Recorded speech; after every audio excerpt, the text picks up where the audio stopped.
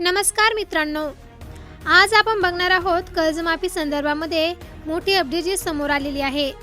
त्यामुळे हा व्हिडिओ शेवटपर्यंत नक्की बघा। सहकार विभागाकडून कर्जमाफीच्या निकषांबाबत एक महत्त्वाचे स्पष्टीकरण देण्यात आल्याची चर्चा सध्या सुरू आहे।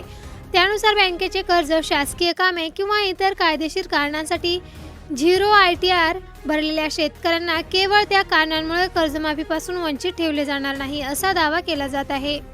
यामुळे अनेक शेतकऱ्यांमध्ये समाधानाचे वातावरण निर्माण झाले आहे, कारण अनेकदा करपात्र उत्पन्न नसताना देखील काही कामांसाठी 0 ITR दाखल करावा लागतो।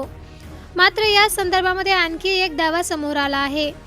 काही विशिष्ट निकषांमुळे काही शेतकरी अपात्र ठरू शकतात। या मुद्द्यावर विविध माध्यमांमध्ये वेगवेगळी माहिती दिली जात असल्याने शेतकऱ्यांनी कोणत्याही अफवांवर विश्वास ठेवू नये।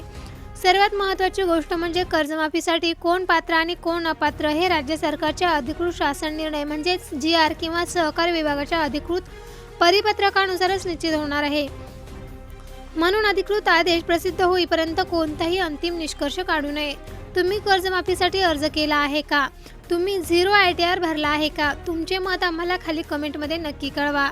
अशा शेतकरी योजना, कर्जमाफी, PM किसान, नमो शेतकरी आणि इतर सरकारी योजनांच्या अचूक अपडेटसाठी आपल्या चॅनलला सबस्क्राईब करा। चला तर भेटूया नवीन व्हिडिओमध्ये नवीन अपडेटसह।